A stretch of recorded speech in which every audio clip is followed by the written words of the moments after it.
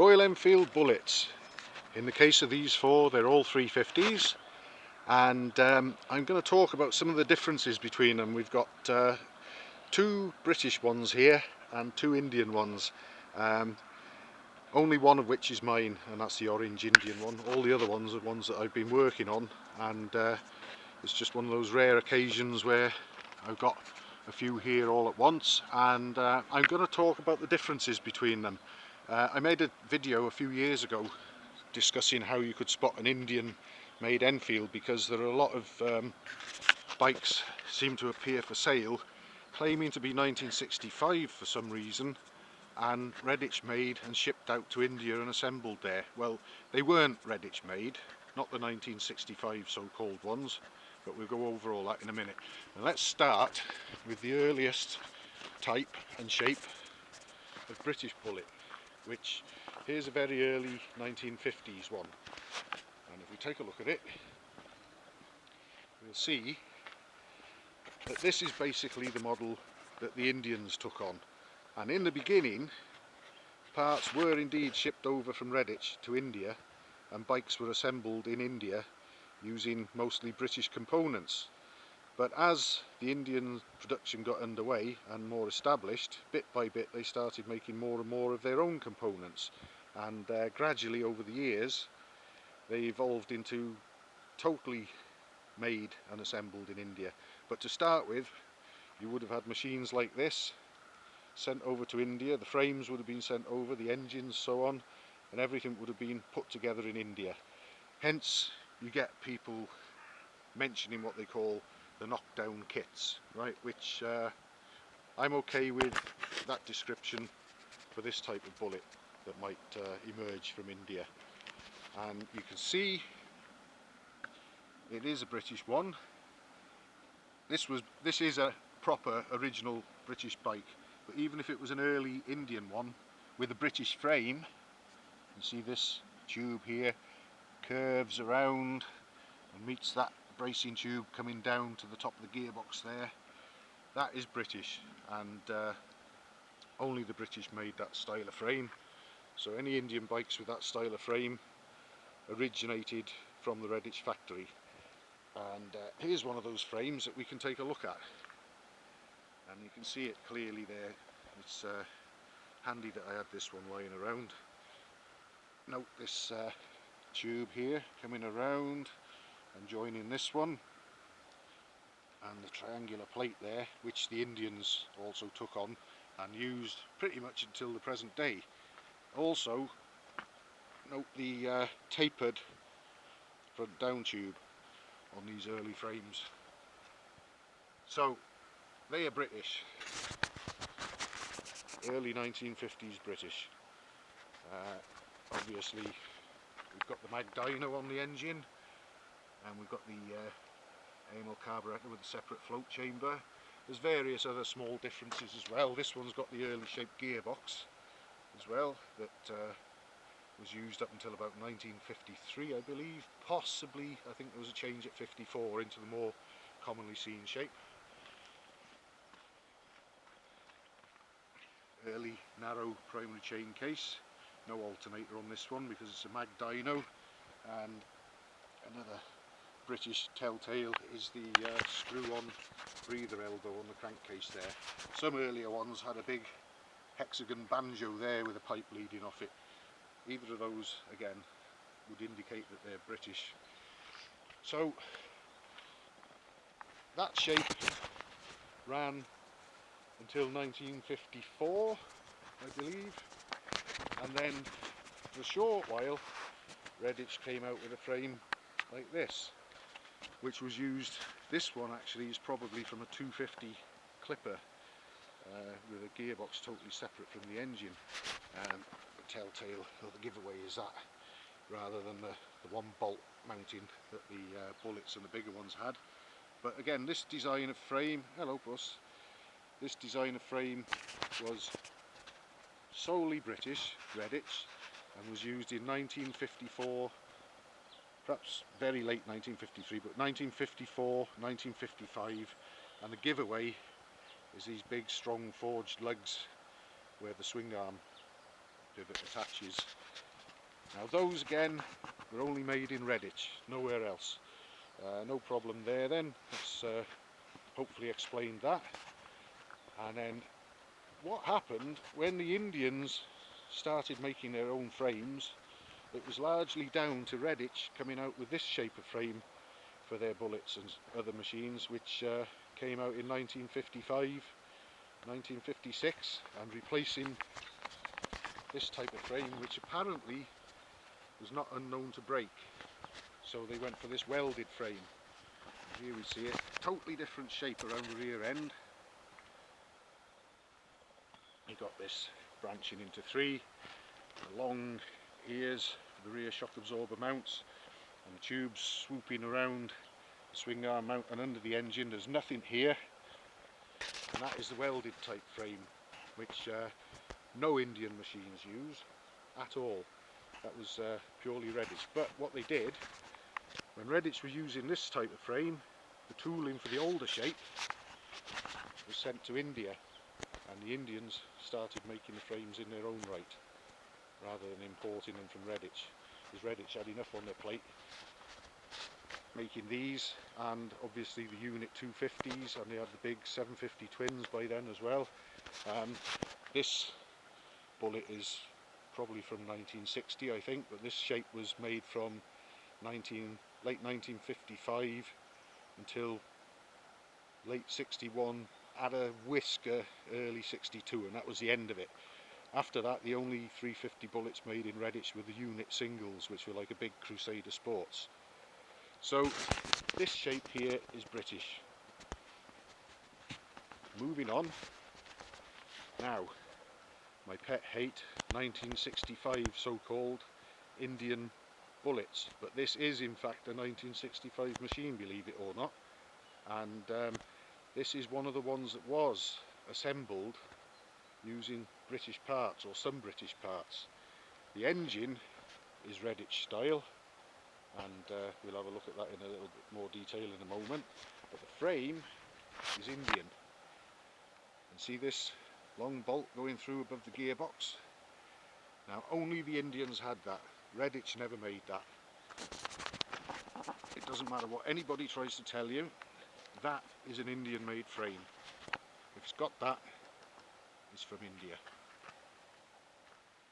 If it's got that, it's from Britain, and it may or may not have been shipped over to India from Britain, but that is British. Okay, so British, Indian, but Indian assembled, because if we take a look, we can see it's got the British engine, and I can tell it's a British engine because of the way the breather comes out of that flange union there that's screwed on to the crankcase. That is a British feature, as well as several other things that I've seen, because I've had this engine in bits, and one of the things that I've seen that backs that up is over here. This is a British crankcase. It's an early one. This one actually has the banjo type breather, but if we look at the main bearing housing, who's helping us have a look there, see that tapered sort of conical shape? Well, that again means it's a Redditch built engine or crankcase. And here we have an early Indian one. You'll notice that the main bearing housing is totally different. It's flat across here. It's actually bigger.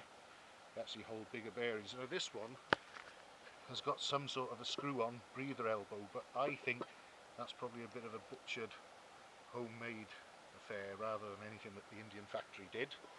You look inside, you can't really tell too much, but you can see the difference there. The outer diameter of the British main bearings is actually quite a bit smaller than those of the Indian engine. So there's some differences in a couple of crankcases there, and a cat that's very interested in them as well by the looks of it. Now finally, we move on to this. This is my own bike, and this is an early 90s 350 Indian Bullet. And nice though it is, and I've tuned it up, it's quite powerful, it can go a bit. It's certainly not a British one, but it is the sort of bike that can quite often be fobbed off as being British when they come up for sale. You stick a nice black and white number plate on it and get it registered as a 1965, which is quite easy to do if you import the machine, because there seems to be some sort of a loophole where a certain source that gives you know, backing up information for the DVLA passes them off as 1965, and they come in basically like this with a full width hub, twin leading shoe front brake, and full width hub rear, which is different to the British full width hub rear incidentally. But quite a number of machines come in looking pretty much like this in either 350 or more often 500 form, and they'll get fobbed off as 1965 Redditch built, which they're not. And the 500s actually were made in Redditch from 1953 until 1961, maybe into 62, but the last couple of years, 59 onwards, were the big head 500s anyway, and they're all British. But they finished, certainly they were all gone by 1962, and India didn't start making any 500s until 1990 or 91, so therefore neither factory made any 500s in 1965, so work that one out for yourselves. But again, you can see on my 350 we've got the big long bolt going through the frame above the gearbox there. We've got an integral cast-in breather elbow, which is part of the crankcase, which is the same on the Indian 500s. We've also got a raised sort of cast plinth there for the engine number, which again is unique to the Indians. Now I haven't got a downer on Indian bikes at all. I quite like them, and I've owned a couple. As you can see, I've still got one here, and I've enjoyed many happy rides on this thing, and it goes quite well after I tuned it. But the thing is that the Redditch bikes are worth quite a bit more than the Indian ones, because the Indians made so many of these things, they changed the serial numbers and started again every 10 years. So that tells me that there were rather a lot of them made, and there was nowhere near that sort of number made of the British ones. So there we are, there's no mistaking that one. There's a late Redditch 350, and it's even got 17-inch wheels, this one, so they came right at the end. But you could get this shape of bike on 19-inch wheels a year or two prior to this. And there's the very early 50s model there with its half-width front hub, early shaped gearbox, the curved frame tube going around the top of the gearbox, and a half-width rear hub. So although it's superficially the same shape as those two Indian bikes over there, it is actually very different once you start to go into the detail. But for those that don't know, just look for that big bolt, which I showed in my other video, but it was a rather dark video and it didn't come out very well. But basically, the idiot's guide to whether it's Indian or not is if you see that there, that's the giveaway. It's Indian, no excuses. It's not British. It wasn't made in 1965 in Britain and shipped out to India and assembled over there. It's not British. End of. So hopefully these four interesting, rather quaint and attractive bullets will help illustrate that. And there's my collection of frames there, hopefully showing the differences between them. I'll get this one over here and we can see all three together. So we got Redditch, early 1950s, also used in India when they assembled them out of British parts that were shipped over. Then we've got mid-50s, well 1954-55 Redditch only, which was only produced for a very short time before Redditch moved on to this shape, which was never ever used by the Indians, and that was used by these bikes here, which were the end of the line, apart from, as I've said, the Unit 350 bullets that were made for a couple of years afterwards and just looked like a Crusader Sports with a taller cylinder barrel really. So hopefully these lovely bullets, some more original than others, will help illustrate that. And like I say, I was just glad to be able to have the opportunity to have these four here together today. It's very rare that you get an opportunity like this to discuss them all and go over some of the differences, and hopefully help some people identify whether they've got an old British one, an old Indian one, or a newer Indian one that someone's trying to make out is British, or just a newer Indian one. Whatever you've got, as long as you know what it is and you're happy with it, that's all that counts. But hopefully this might help some to avoid spending more than they need to get the bike they want. That's the aim of what I'm doing here, and if it helps one person spot what I would call a ringer and walk away and keep their money for a more honest example, then I'm happy with what I've done here. So happy shopping, folks. There's lots of nice bullets out there, whether they're British or Indian. You can certainly get a nice Indian one as well. I've got nothing against them, but just from a money point of view, it's nice to know what you're dealing with and what you may or may not be buying.